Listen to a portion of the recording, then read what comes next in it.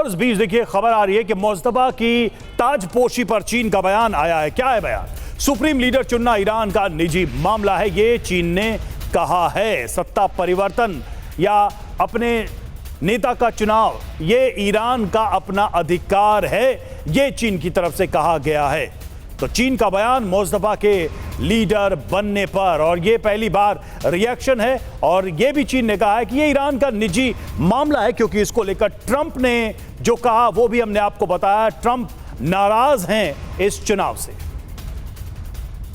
मनीष झा हमारे साथ, हमारे सहयोगी बने हुए हैं, उनके पास चलेंगे। मनीष, 60 सेकंड्स में आपसे हम समझना चाहेंगे कि चीन का ये जो रिएक्शन है इसके कितने मायने हैं, क्योंकि चीन ने खुलकर ट्रंप के उस बयान के बिल्कुल उलट बयान दिया है। मतलब ट्रंप कहते थे कि जो मैं चाहूंगा वही नेता बनेगा, चीन कह रहा है कि ये आप तय नहीं कर सकते, ईरान का अधिकार है। मनीष।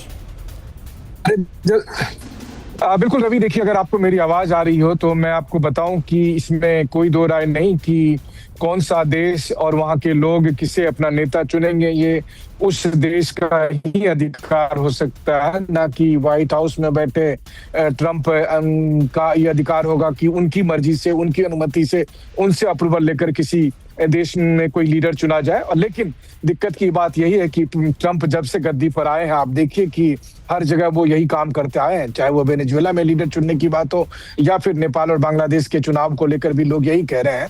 और इतना ही नहीं, यूरोप में भी कौन लीडर बनेगा नहीं बनेगा, इसमें भी वो बहुत खुलेआम जो है सो इंटरफेयर कर रहे हैं। रही बात है ईरान को लेकर, तो देखिए 2 दिन पहले ट्रंप ने ये कहा था कि वो किसी रिलीजियस लीडर को जो उनकी मर्जी का हो वो चुनने को तैयार है, मंजूरी देने को तैयार है। कहने का मतलब यह है कि गल्फ के जैसे जो बाकी देश हैं वहां पर जो लोग शासक हैं, जब उनका अप्रूवल अमेरिका से मिला हुआ है तो कोई दिक्कत नहीं है, फिर आप कुछ भी करते रहिए।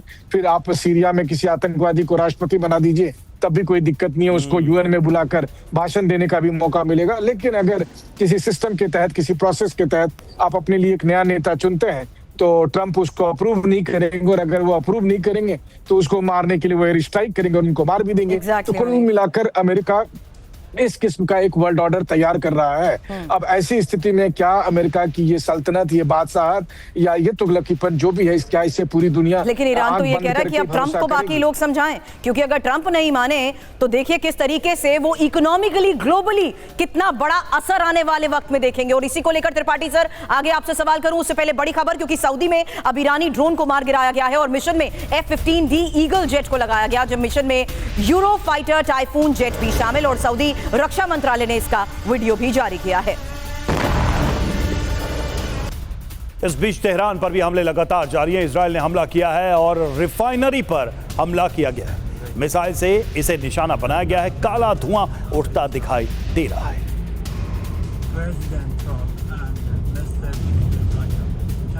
ईरान के करमनशाह में बमबारी, यूएस और इजरायल की बमबारी से धमाकों के बाद की वो तस्वीर जहां देखिए कैसे लगी आग। ईरान के करमनशाह में जहां एक तरफ नजर आ रहा है कि सड़क पर लोग मौजूद थे, प्रदर्शन हो रहा था, और उसी के बिल्कुल नजदीक ये धमाका। दावा ये कि यूएस इजरायल की बमबारी से ये धमाका हुआ। और देखिए ईरानी शिप पर इजरायल का भीषण हमला हुआ है। बंदर अब्बास में ईरानी जहाज पर बमबारी की गई है।